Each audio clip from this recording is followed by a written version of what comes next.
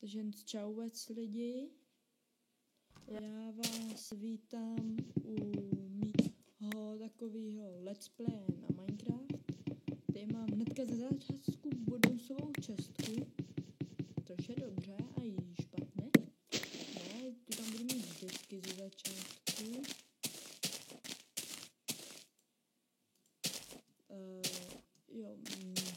Bude takovýhle videa, budou mít 99 hodin a 99 minut z Minecraftového času. Potom ještě udělám jednu úplně epickou věc, kvůli který se Steve zabije. Chudák. Steve je ten můj skin. Boat, hop, hop.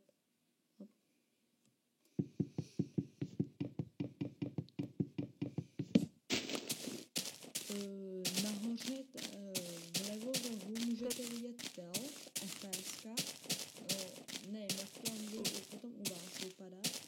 Já tady vidím červený myslíky a ukazuje, kolik mám FPS. Proč jsem si craftil tu loďku? To brzo zjistíte. To bude takový můj závěr. To bude takový úvodní video. Ještě akorát úvod. Budu tady dělat nějaký, co mi napíšete do komentu. Jo, a asi ti tady budete mít to ozvěnu a špatně mě uslyšíte. Jo, je to mým mikrofonem. Skladný prase. Dát někam do díry. A určitě slyšíte taky myš, jo, to je takový problém můj. No, můj, váš. Je to váš problém, vy si za to můžete.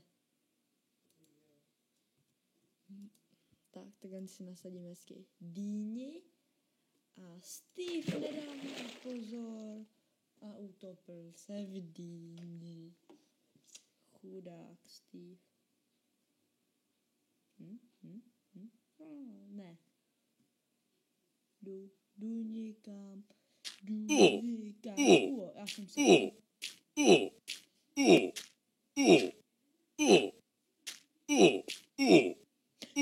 Vy slyšíte ozvěnu? Jo.